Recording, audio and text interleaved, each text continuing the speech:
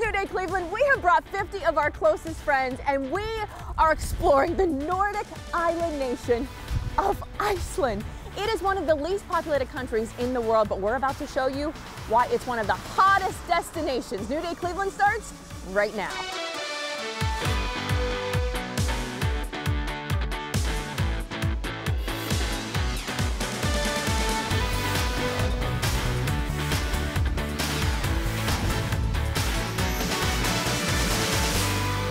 Welcome to New Day Cleveland. I am Natalie Herbeck, and guys, I'm so excited. We are in Iceland right now. We headed north to see the Northern Lights, of course. So we are going to explore the town of Reykjavik and Vik. We're going to see national parks. We're going to take a dip in the Sky Lagoon, and we're just going to enjoy the sights and sounds that this wonderful country has to offer. So come along for the ride with us. Let's go.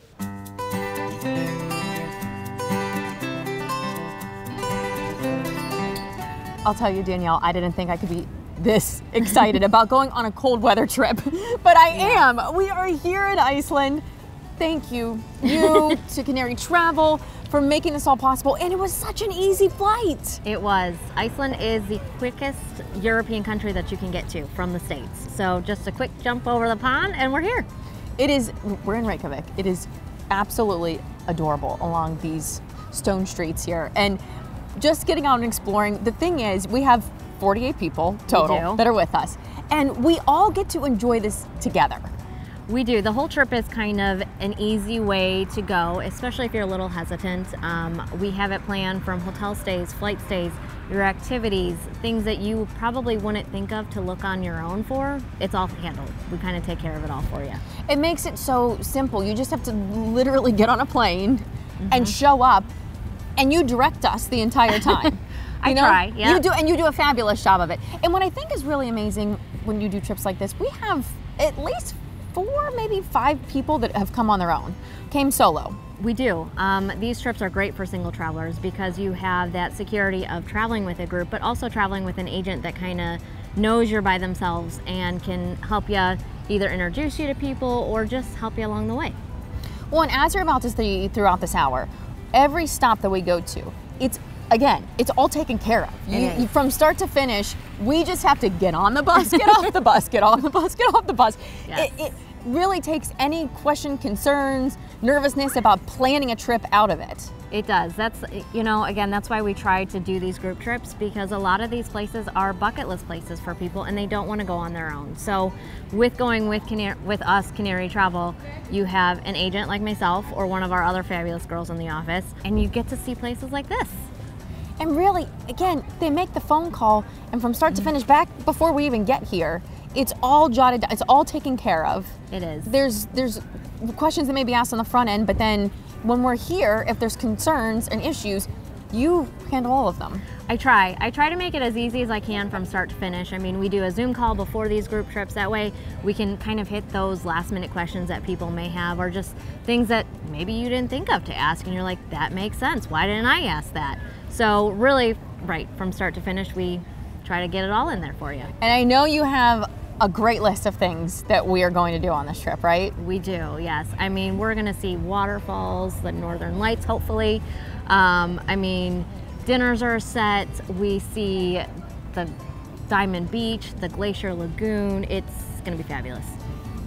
Just buckle up, sit on that couch, chill out, and come along for the ride with us. I'm telling you guys, this is one you don't want to miss. And again, thank you, Canary Travel, for making it all possible.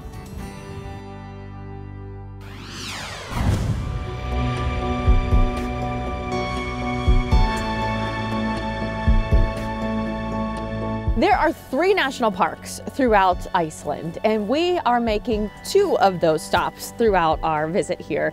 And we are at one of them right now. I have Fanny joining me this morning. And Fanny, this is one I think I will totally mess up. How do you say the name of this national park? Well, you're not the first one that would mess that up. Okay. We would say Vatnajökuls þjóðgarður.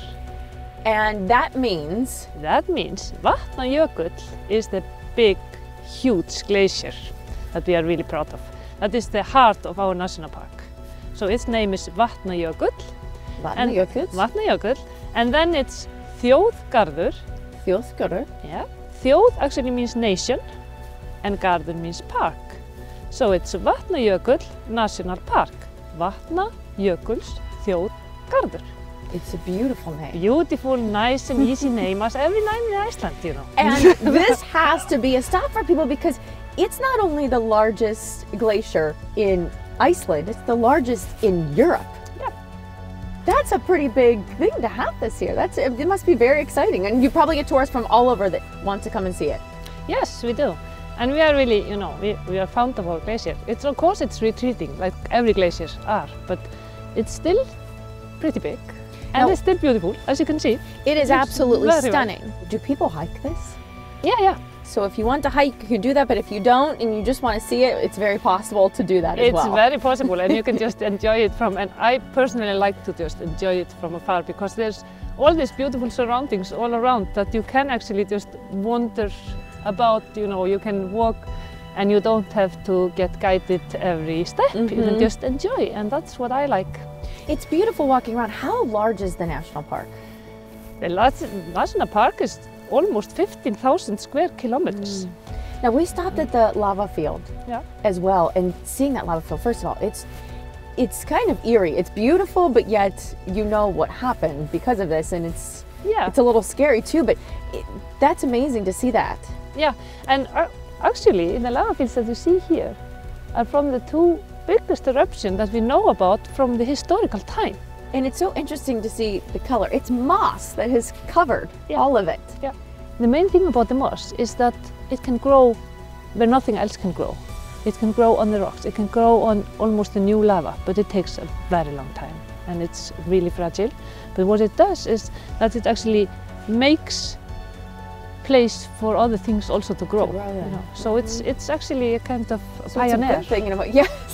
It is. It's really precious. You know? You'll see waterfalls too when you're here at the national park. Is there anything else I'm missing that we will see here as we explore? Oh, you know, a lot. Yeah, a lot. And I think that's actually the nice thing when you're traveling around in Iceland. That you can, you can drive for 5 hours and you will see tons of different things. You know, the landscape is always changing. It's so beautiful. It's Mother Nature at its finest. And that's one of the reasons that we are also. The national park is inscribed on the World Heritage List, and that is because of our unique landscape. I mean, just from what I'm seeing so far, it is very unique and very breathtaking all at the same time. Yeah. Thank you for letting us explore your national park today, Bonnie. Yeah, you're welcome. Thank you. All right, guys, here's a fun fact. So when you say the word geyser, you might not necessarily know where that came from. Well, it came from a place in Iceland called Geysir, which is right behind me in the distance. It means gusher, basically, Geysir. And so there was an original geyser that was back there. This one right behind me is the one that still shoots up to this day. Every 5 to 10 minutes, this will go off, and it is quite the sight to see. This is the Stroker geyser here.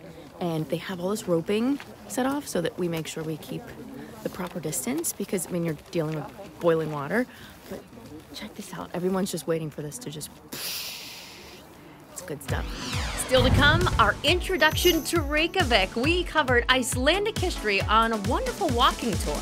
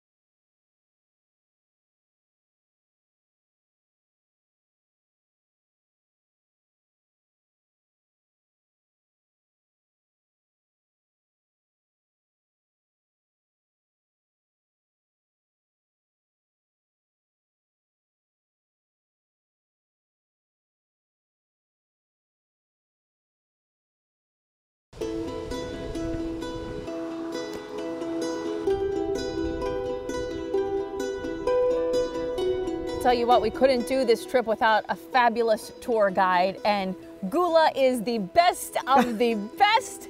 She is our Colette tour guide for this magical trip to Iceland. Cheers to you. What do I say though? Skål. Skål. Skål. Not cheers. Skål.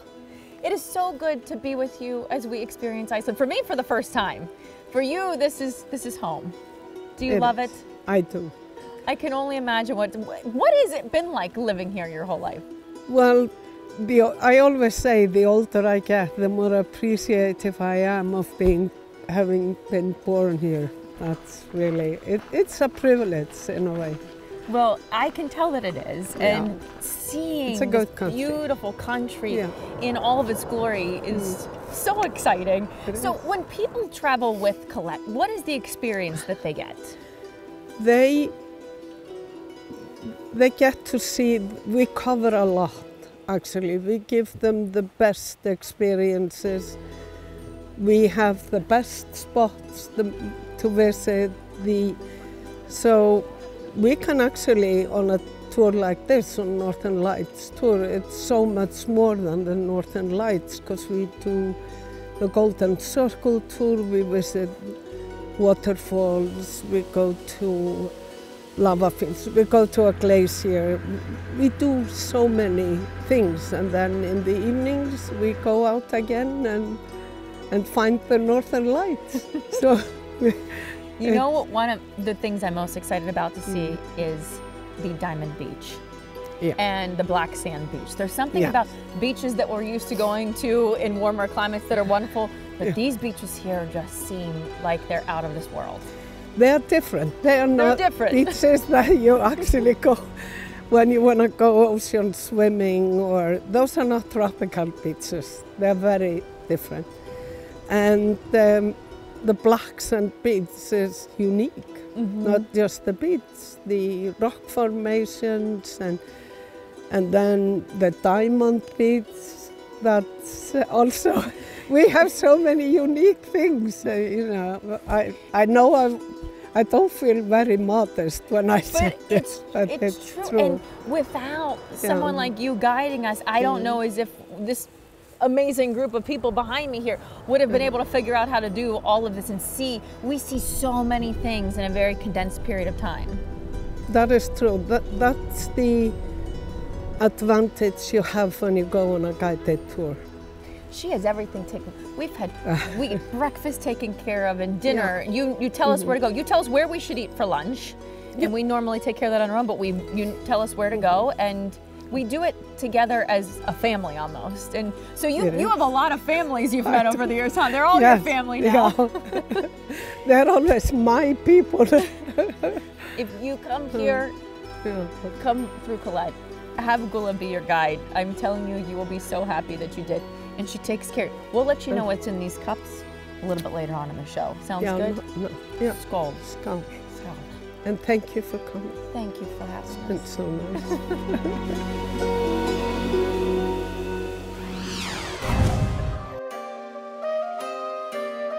One of the things you guys have to do when you come to Iceland, and specifically Reykjavik, is take a city walk tour. And there's no one who's going to do it better than this man, but maybe because you're the only one who does them, right? Nah, You have others. Of course, yeah. This is Martin, or as we would say in America, Martin, Martin, yes. loud and clear. He's a lot of fun too when you take a tour. This is really neat. You do 2 hours and you stroll all over town. I think it's really interesting. I saw 2 pillars right by our hotel, and that's kind of how Reykjavik came to be, right? Yeah, you can use that as a starting point, because those pillars are connected with a story that dates back to the year 874. This is Ingólfur Arnarsson, and he's looking at the bay here that had steam rising all over it, and thus he came up with the name Reykjavik that we still use for our capital city. And what else I find to be fascinating is you are one of his descendants. Yes. You can see it on the nose when you look at the statue. How cool is that though for you? Apparently though, it applies to all Icelanders. It's so far back. But for the moment being, I'm like an Elvis for it, I guess. There you go. There you go. Now, there is so much history here, but what I find it's interesting is you walk through town and you kind of will give us that experience. There's a lot of history, but it's right next to some really modern things in the middle of town too. Yeah, you go into various chapters while you go around town. There's modern architecture too, historical too. Most of the buildings maybe don't really far back. In that sense, we are maybe relating a bit to the US history, which is so short. But when we talk Vikings here in Iceland, we feel very rich of history, like as if that's an ancient civilization. Well, and it's so incredible to see when you go into City Hall. You have all of Iceland there in front of you, and what you pointed out, which I think is so interesting, is the orange areas are the cities. And if you look at how big Iceland is, and the cities, I mean, it's just remarkable. Yeah, it's apparently the most sparsely populated country of the world. It's just very spread and very thin. We're nearly 400,000 people in a place that counts up to 40,000 square miles. That's very spread. Okay, now if there's one thing that is an American coming over here I have to try, food-wise, drink-wise, what would be one thing at the top of the list? There is a local treat, let's say. Okay. Which is the combination of a fermented shark and a shot of brennivin. Okay. Together, yeah, awful. But I recommend trying because this is so disgusting that you really want to see for yourself how bad it is. Right, we'll That's see my if sales pitch. Maybe by the end of this trip we do that. I am not sure. I can't thank you enough for giving us the tour today and for having us in your hometown, Yeah, thank your you. homeland. Likewise. How do I say thank you in Icelandic? Thank you in Icelandic is takk. Tak? Takk. T-A-K-K. Takk. Tak, Martin. Nice to meet you. Nice to meet you too. I hope you had a blast with City Walk Reykjavik. Woohoo! Well, it wouldn't be the Northern Lights tour without the Aurora Borealis. We're showing you the show in the sky after this.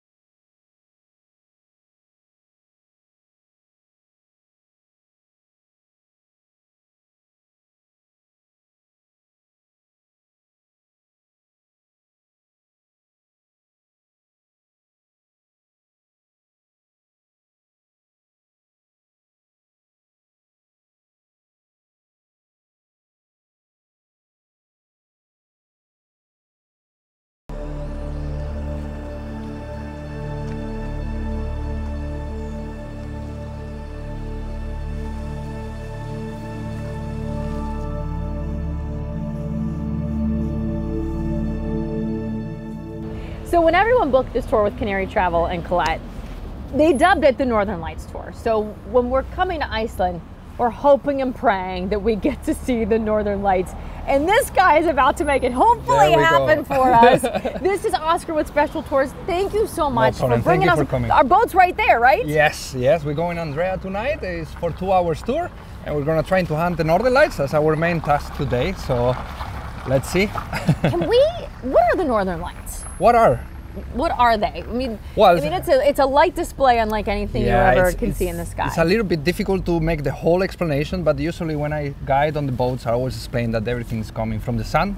We know that the sun is 150 million kilometers away from Earth, and usually some areas of the sun have a different temperature, and from there it's gonna stream out particles into Earth. So basically solar wind coming into Earth. So how much does the forecast play into whether or not we would get to see them? Well, tonight, and especially this year, we have very lucky because every 10 to 11 years the magnetic activity could get really strong. So especially the last 2 weeks we have almost every night Northern Lights. Really? And tonight we have 6 points on the KP index. That is the way what we manage, how to know how it's going to be the intensity of the Northern Lights. So that's a good way. That's interesting you bring that up, because over the past year we've seen in Cleveland the Northern Lights a couple of times. But I have a feeling that seeing them in Cleveland is not the same as seeing them here. No, it's not going to be the same. And I think Iceland is very special, and everybody knows this because there is an aurora oval that goes in the different poles in Earth. So Iceland is always located in this oval on the North Pole. It's like a drop of water that goes into Earth on the weakest point of the magnetic field, and Iceland is always around that area. So we are very lucky to be here. Oh, no, I don't know if this is true, but I've heard people use the term a lot that they dance here. Yes, yes. Is that true? Do yes. they dance? Yeah. And it makes a lot of sense when you think that it's the solar wind colliding with gas molecules. So you will see the movement, how the magnetic field is dealing with this situation. And many times you will be changing colors and dancing. It's amazing. We're doing the Northern Lights tour tonight, but I see whale watching there. So do you do other tours? Yes, we do whale watching, we do fishing tours, puffins also. They are not here right now, they just leave. They are only for a couple of months during the summer. But right now we are just dealing basically with whale watching and Northern Lights. But in summer, we open up. Now I know you see the Northern Lights a lot. Then. So does it ever get old, or is it just magical to see it every time? I think that's depending of the nature of the person, but I've been living here 4 years, and there is not that ending for me, especially when we have this big activity on the magnetic field, and you go on the street, even in Reykjavik, you could look up into the sky and see dancing. There's not many cities from within city limits where you can see them the way, right, that you can in Reykjavik. It's pretty impressive that Reykjavik has that Sometimes ability. It's even amazing that we can see the Northern Lights even on the city, but I believe it's not a big city. That's why the light pollution is not that strong. And also with the boats, we go 10-15 minutes outside, and in one moment we're going to be surrounded by darkness. So it really gives us all what we need. So we're going to enjoy it out there for 2 hours? Yes, 2 hours. We go at 9 and we come back at 11. Do you ever have people get emotional or cry? Yes, it happens. Also with the whales. With the whales too. Because I have a feeling if I see these, it's about to happen. Many people just come to Iceland just to be able to see the Northern Lights. So when they have this moment, this chance, they really get very emotional. I have chills, and it's not because I'm cold right now. I'm telling you, I'm so excited right now. Are you gonna cry tonight? If I see it's happening, no doubt.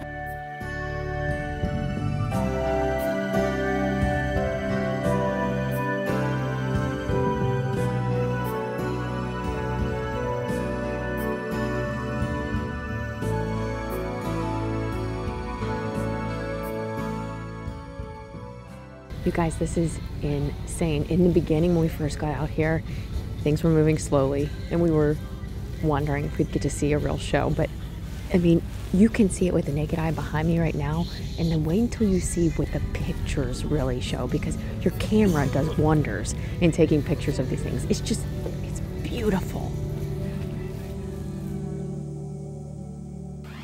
Iceland has over 30 active volcanoes. We're checking out the center that monitors them all when we come back. Road trips, recipes, and much more. Go to fox8.com and click on the New Day Cleveland tab.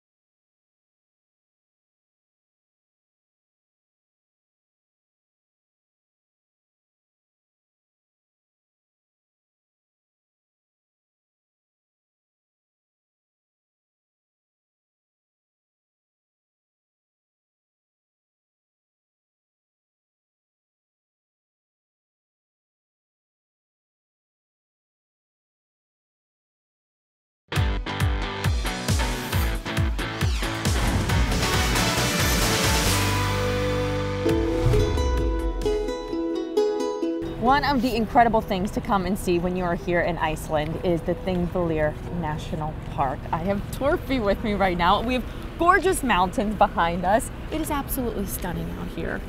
Oh, thank you. This is your home. You get to experience this all the time. Yes, this is kind of my office. So I come here every day, and then I have to I live in Reykjavik, so I have to come here every day. But this is great site to be at.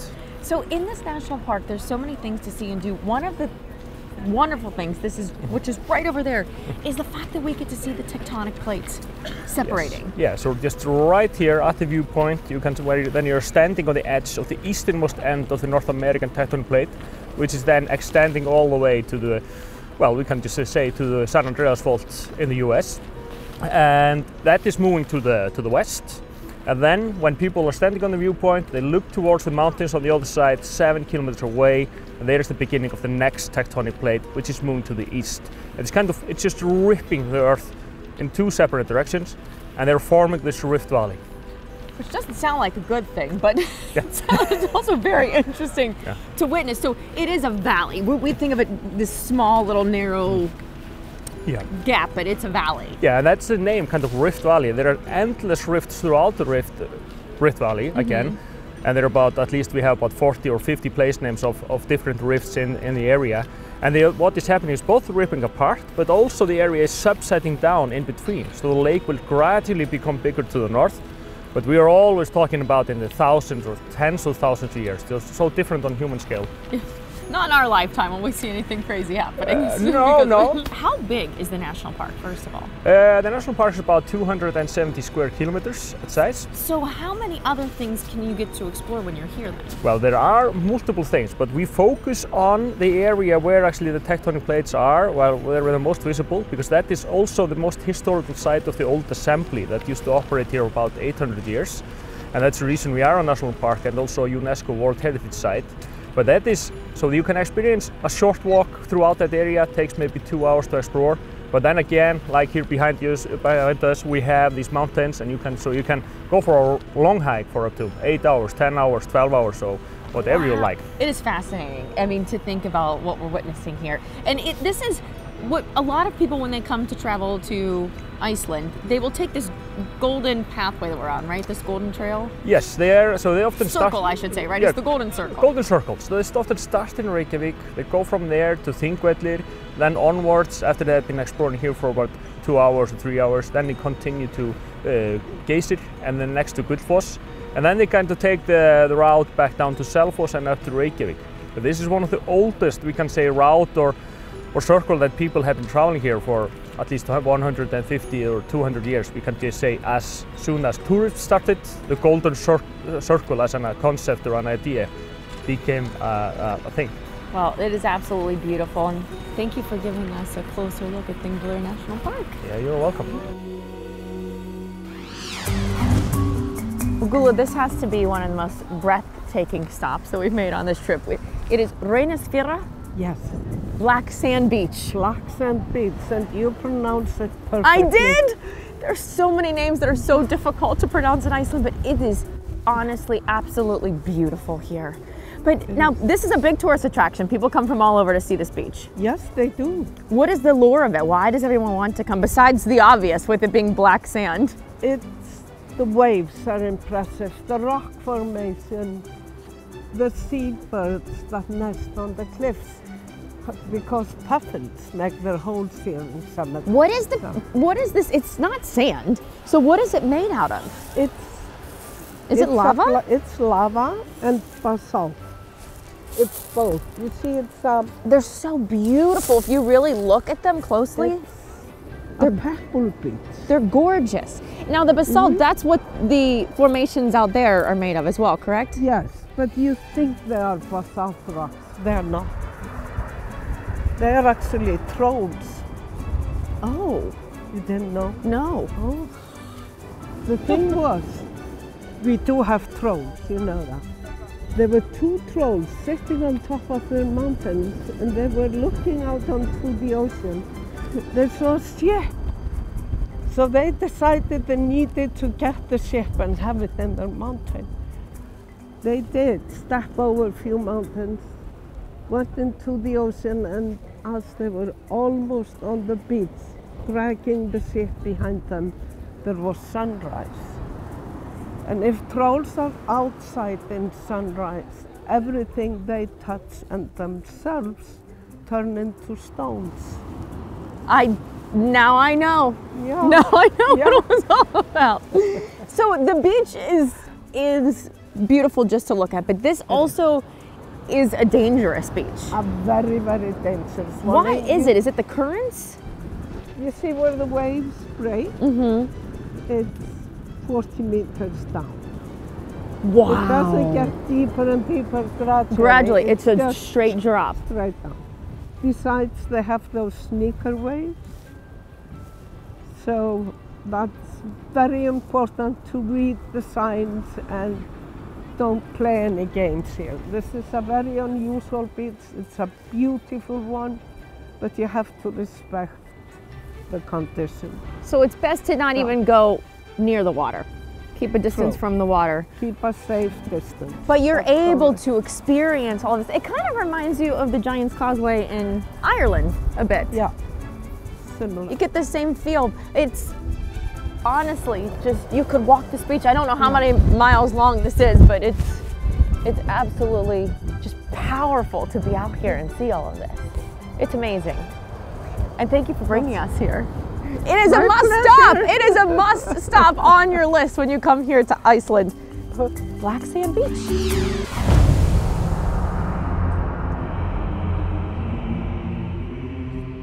Well, we know that Iceland is known for its volcanoes, so we had to stop at the Lava Center to learn a little bit more. And Pat, you normally welcome everyone in. Yeah, This welcome. is the introduction space, correct? Exactly.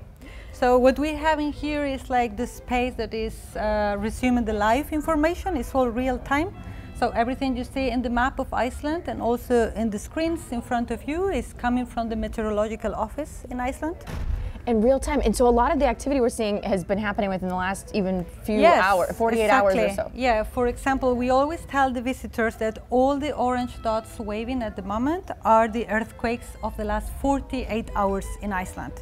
That's a lot of earthquakes. Yes. And normally people is very like amazed by that, but we do have seismic activity every day of the year. So, but we don't feel those, right? No, that's a really good question. We don't feel it normally because of this. So if you look at the earthquakes and you look at this, you know what is this, right, Natalie? Yes, it is the fault line. Exactly. So everybody knows this is the North American plate and this is the Eurasian plate. What's happening is that these plates in Iceland, they're constantly drifting apart. Now that sounds scary, like it's a bad thing, that the Yes. Earth's going to just separate, but It's that's not the case. No, I'm always saying that. The other day an old lady told me it's not going to break because you have super glue. And I thought it was like a fantastic explanation. So we have super glue that is magma. So magma is filling up that space constantly. So Iceland is expanding. And now I noticed that there are different volcanoes that you have described up on the wall, and one hasn't erupted in quite some time. Yeah, so we do have in Iceland, in fact, 30 active volcanic systems, which is a lot. These 7 screens are just the most important ones. And we have at least 2 we consider important and overdue. One is Hekla, and the other one is Katla, like very big names, and both of them overdue. Interesting. Now, when they come here, you give them this introduction, but then what else can we see and explore when we're here? Yeah, so we have like 3 more areas, very educational. Like the main one is the exhibition. So it's an interactive tour where people can learn about geology and volcanism through light sound installations, touch screens, simulators, projections, so very sensorial. We have a 15 minutes movie I recommend you to watch. It's just like with real footage of the last century, so since beginning of the 20th till the beginning of the new eruptions in Reykjanes Peninsula, and of course the observation platform. Today is great, it's cold, but visibility is amazing, so you can see the 4 active volcanoes around you. So this is perfectly placed, this museum itself, so we can see Lava them Center also in the center of their, all of their beauty. Well, Yeah. thank you so much for A giving pleasure, more of an please. Enjoy explanation your to all stay. of the volcanic activity. Thank you. A pleasure. Okay, scenery is beautiful. I am walking to the top of waterfall that's up there somewhere. In order to get there, you have to climb about 500 steps. So taking in the beautiful scenery, but ready to pass out as well. Hopefully it's worth it at the top. The good news is we have made it to the top. Here's a quick look at the beautiful waterfall. The even better news is you don't have to climb to the top to really enjoy the waterfall. I think it's even better when you view it from below. So take the challenge, come up if you want. If not, just stay down there. How beautiful. The Icelandic food that everyone says is a must try. See its American influences up next.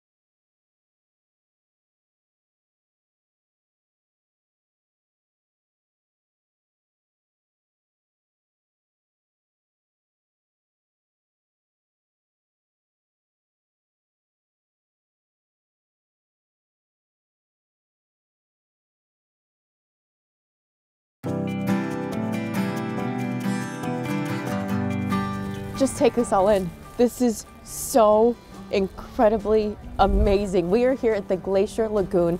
Marcella, you get to give tours of this every day. That's true. Does it ever get old? Nope. This is my second season here, and I will come also next year. It is beautiful. This is, now we're standing in front of the largest glacier in all of Europe. That's true. What I think is really cool is we're just seeing literally the tip of the iceberg. That's true. How far down do they typically go, or how much is normally below water of the iceberg? About 85 to 90% is below the water. So have you seen Titanic, right? Oh, of course. Yeah, so you can imagine. So you give tours, people can go in groups and they can get out there in the middle of the water. Yeah. And what all do we get to see on the water? So we can see, of course, the icebergs, also seals, and sometimes we can also see icebergs just breaking off and just flipping upside down, and it's amazing. You learn a lot of fun facts when you're out on the water with Marcella. It's the biggest glacier in Iceland and also the biggest one in Europe. It has over 8,000 square kilometers and covers about 8% of the whole country. Once you get into the lagoon, how deep does that go? If we put Eiffel Tower into the deepest point, we could see only top of it. Wow. Yeah, so it's almost so deep as the Eiffel Tower. The ice. We actually get to hold the ice. Yeah. How old is some of that ice that we're holding? So the ice we were holding was about 1,000 years old. Even more, because this ice was just a part of these icebergs. And these icebergs are even more than 1,000 years old. Some of them are even more than 2,000 years old. Wow. Yeah, so this is a piece of history. Now the icebergs, they look bright blue, some of them. That's true. And it's just so beautiful to see it like that. Is that the true color of them? Well, not really. This is true glacier ice color. And the blue icebergs we can see comes just from the deep part of the glacier. And due to the pressure from upper parts, the ice gets just so compressed, it has no oxygen inside. And it reflects only the shortest wavelength, which is the blue one. That's why some of them are so blue. And then the black that is on top, that can't be lava. Not really. This is volcanic ash. That's ash that's on top. Yeah, it's ash from the volcanoes. Because as you know, we have some active volcanoes in Iceland. And that's why glaciers here are built basically like a cake. That means that they have some horizontal layers. I feel that this is an absolute must stop when you come to Iceland, right? Definitely. You have to, I mean, 360 degrees around, it is just stunning. Thank you so much for this wonderful tour. So believe it or not, one of the things you have to get when you are here in Iceland is a hot dog. Yes, I know there's American influence in this. It's something that became really popular after World War II here. It's affordable and it's also delicious, as we all know and love. And this is the stop that I hear you gotta go to. So Ava's back behind here. Hi, Ava. Hi. First of all, for everyone to know, I want you to say it properly, the name of this stand here in the middle of Reykjavik. The name of the stand, it's Bæjarins bestu pilsur. And that is? Translates to town's best hot dogs. Best hot dogs in town. Town's best hot dogs. See, town's best hot dogs. Just ask Simple. for an Icelander to tell you. It's in the name. And then you'll know where to go because you'll find the name. All right, so I heard I have to order one with everything, correct? Traditional way to have it is everything. Yeah. All right, so what is everything? It's crispy onion, fresh onion, ketchup, mustard, and a mayonnaise-based relish. All right, let's have you make one of those up. I can't pass up this opportunity. There's been some famous Americans I hear who have stopped by this stand too over the years. Yes, Bill Clinton, he was the first. He got a hot dog with just mustard, so we named that hot dog after him. Oh, really? It's like a caricature of him right here. No way! And after that, a lot of people, Kim Kardashian, Justin Bieber, Dave Grohl, Metallica. And now we get to experience it too. All right, does it get messy? It might get messy, so I recommend 2 nuggets. What kind of hot dog is it? What's it made with? 80% lamb and a little bit beef and pork mixed together. All right, here we go. You gotta make it a stop. This is so good. Amazing. Thank you so much. No wonder there's a line out here at all times of day. Every day. Thank you so much. I'm gonna keep digging in. Coming up, centuries of history. Get ready to explore Icelandic culture. Every day is a new day. Follow New Day Cleveland on Facebook and Instagram.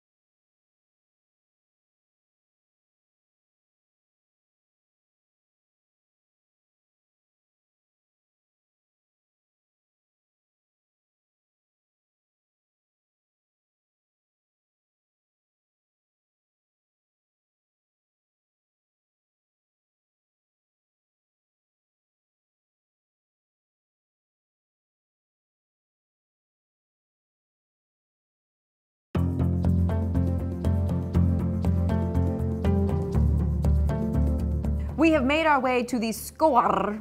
That was too much of a roll, I think, museum. So Yeah. you say it. Skóar.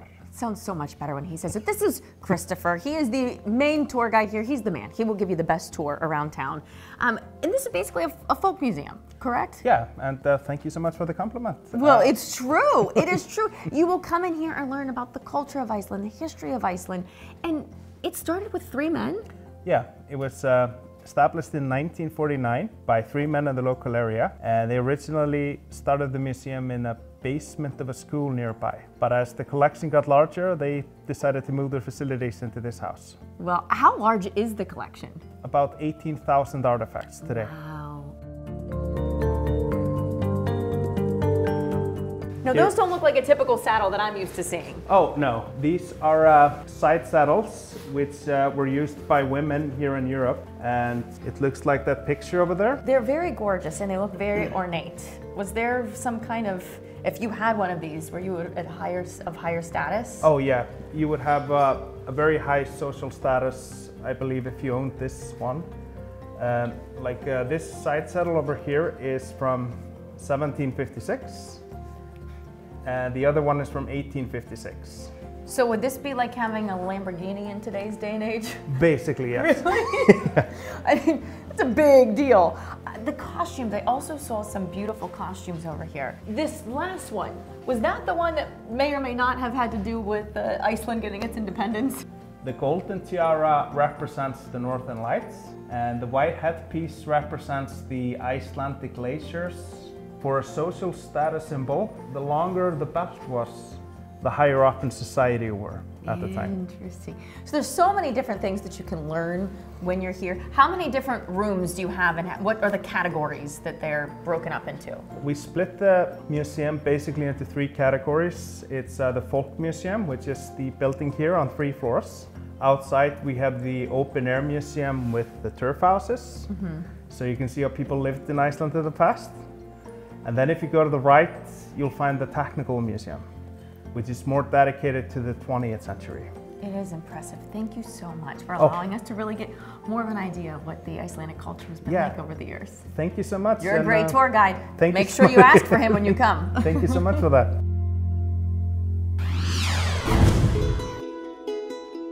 I say this with a heavy heart and yet so excited about everything. We are winding down our trip in Iceland. Danielle, this has been incredible. You guys, Canary Travel outdoes it every single time. I mean, we have the most beautiful waterfall behind us right now. We've seen so many incredible things. Have you not had those pinch me moments? I can't believe this has happened. I mean, from the beginning with the Northern Lights, ending here, I mean, what more could you ask for? It really is amazing. And we used to do a lot of the warm weather climates. You know, we were always going to Mexico, Punta Cana, but I know you took people all over the world. And now I am so happy that you kind of pushed us all out of our comfort zones and gone to some colder climates. We've done Alaska before, now this. This is breathtaking. And I think what our viewers love about this so much is how simple you make this on all of us. We try, you know, we're trying to hit those bucket list destinations for everybody, and for everybody that's something different. Some people it's warm, some people it's cold. I mean, Iceland's the land of ice and fire, so we potentially get both of that. We do, right? And we've seen it. And what's really beautiful too, I think, is when you book trips and help people to go to destinations, you really like to, whether it's a family trip, whether it is for a couple or a group, you try to find price points for everyone. So that bucket list trip can still be within reach. It can, and I mean, even if it is maybe a higher price point, we do payment plans. We can plan some trips as far as 2 years in advance. So it gives you time to save or make those little increments a little bit at a time. What has been your favorite part? I think That's the a tough Northern question, Lights. I know. The Northern Lights, I think, would be mine too. Yeah.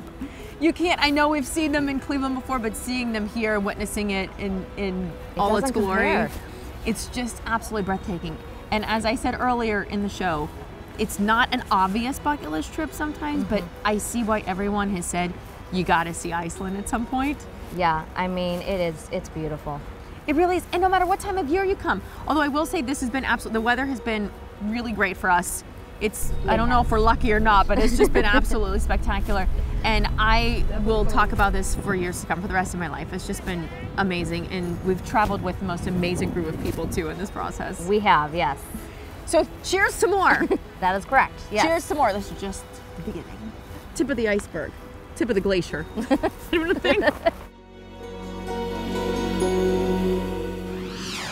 So Colette has taken us on so many adventures through this trip, and they like to treat us too. So Rainier and Gula gave us a little treat. We have hot chocolate mixed with straw. With trouble. And we're all gonna cheers, right? So what are we cheersing to again, guys? How about new friends and new travels? New friends and new travels. Cheers! Let's go!